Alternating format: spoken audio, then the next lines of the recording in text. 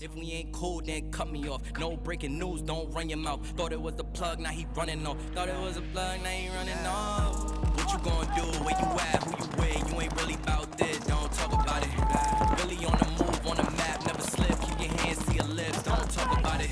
Real eyes, real lives all the time. Stand on it, if we said it, we don't walk around it. Loose lips, ain't ships, red cup, blue strips, new phone, who this? No, we don't allow it. Whoa. Don't do that, we the best coming out of BK, I thought you knew that. Step up in the function, all these women like. Hello everyone, welcome back to the Soulless Photography YouTube channel. Today we will be continuing to follow Wolfpack through the NXL Chicago event. Last week, Wolfpack beat Carolina Crisis in overtime in the quarterfinals. If you missed that video, you can click the card above to see that. But now we're picking up with Wolfpack again, where they're taking on Blast Camp in the semifinals. But before we jump into the match, if you find yourself enjoying this video at any point, please feel free to leave a like down below. Subscribe to the channel if you're not already. I release a new video every week, sometimes two.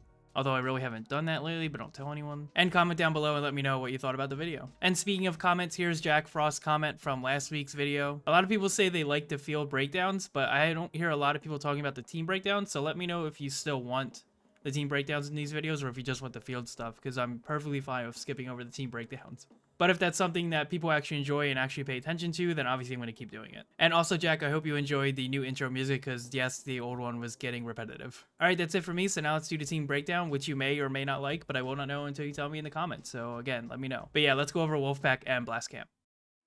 Wolfpack tends to be very aggressive in the snake, while their backline and D side patiently move up their sides of the field to help clean up. They like to get in their opponent's heads and are never afraid to do a little shit talking. Their starting line had Akita in the snake with Kutzler as his 2, Woros at the 1, with Paluski as his 2, and Woznitz at the home.